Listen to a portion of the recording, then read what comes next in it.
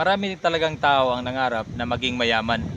Pero nakalimutan yata ng ilan kung ano ang kaakibat nito na responsibilidad at paghihirap bago makuha ito. Tulad ng nasabi ko sa mga nauna kong video, ang success ay hindi ito nakukuha na overnight lamang. Nangangailangan talaga ito ng mahabang pasensya at napakaraming sakripisyo. Kaya hindi talaga lahat kayang gawin ito.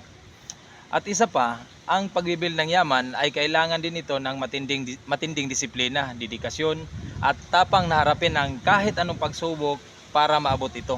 Kalakip ang matalinong pagpapasya sa mga bagay-bagay. At bago natin ito umpisahan, maraming salamat pala sa pagpasyal mo sa ating munting channel. At kung nais mong magbigay ng kaunting suporta, please pakipindot ang like para mabigyan tayo ng tulong ni Facebook at YouTube na ikalat pa ang ating channel para makatulong din sa iba. Narito na ang mga mahalagang desisyon sa buhay na magpapayaman sa iyo at makakapag-ahon sa iyo sa kahirapan na nararanasan mo ngayon. Number 1, edukasyon at kasanayan. Isa ito sa pinakamahalagang tools sa pagbibuild ng yaman, ang pag-i-improve sa iyong kaalaman at kasanayan. Hindi mo lang ito nakukuha sa paralan, kung hindi sa iba pang paraan.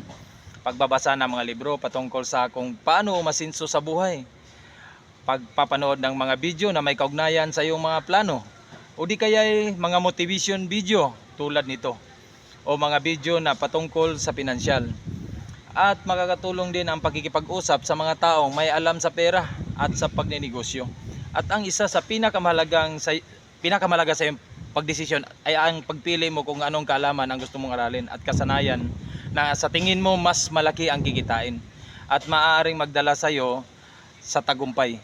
Ang pag-aaral ay hindi lamang natatapos ito sa paralan, kung hindi habang buhay mo itong gawin, habang kaya mo ito. Number 2, tamang daan at tamang layunin. Ang pagpili ng tamang daan at tamang layunin na tatahakin, isa din sa pinakamalaking desisyon na dapat bigyan mo ng pansin. Kaya kung isa kang empleyado ngayon at gusto mo magkaroon ng negosyo, umpisahan mo nang mag-research para sa binabalak mo na negosyo.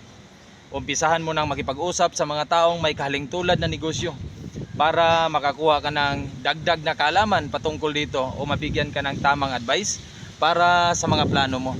Sabi nga nila, mas matalino ang taong nagtatanong. At sa pagpili talaga ng layunin, mahalaga na napag-isipan mo talagang mabuti ang desisyon mo. Gusto kong sabihin sa iyo na hindi pa uli ang lahat. Hindi kailangan pumasok ulit ka sa school para aralin ulit ang layunin na gusto mo. Napakarami ng paraan sa panahon natin ngayon. Number 3, kung mas maaga mong aralin kung paano gumalaw ang pera, magiging malaking advantage mo ito sa pagpapayaman o sa pagpapalago ng pera.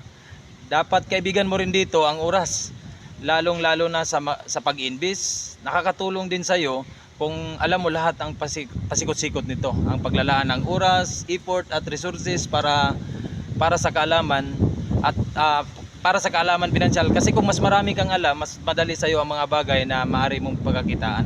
Number 4, aralin mo muna ang isang negosyo. Mas nakabubuti habang bata ka pa, pag-aralan mo muna ang pagninegosyo.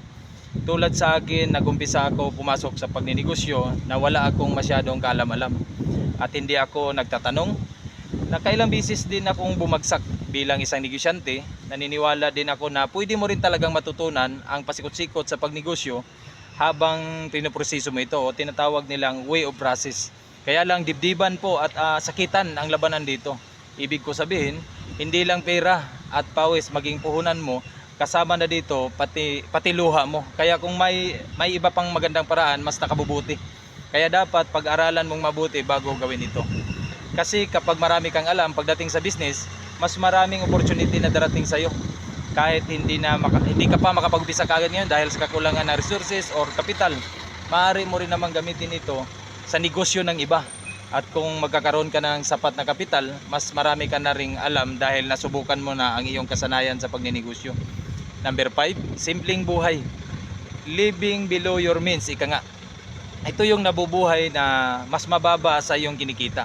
Kung hindi ka magarbo para maiwasan mo ang pagiging rat race sa buhay, ito yung paulit-ulit na trabaho, paulit-ulit na paggastos, walang naiipon at madalas nagkakautang pa nga.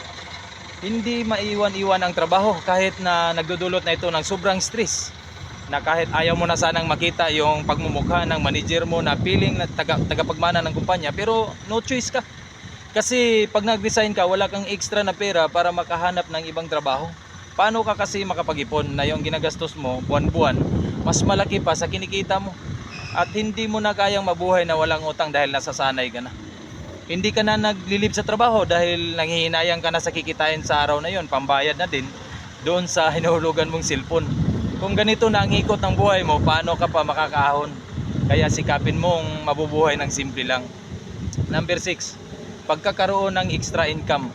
Dapat sikapin mong magkakaroon ng extra income palagi. Lalo na kung ang income mo ngayon ay sapat lang sa panggastos ng iyong pamilya araw-araw. Kasi kapag nagkaroon ka ng biglaang paggastos o problema na nangangailangan ng pera, mapipilitan kang mangutang para punan ito. At isa pa, kung umasa ka lang sa isang pinagkakitaan mo ngayon, kapag nawala yan, sigurado gutom ang abutin ng pamilya mo.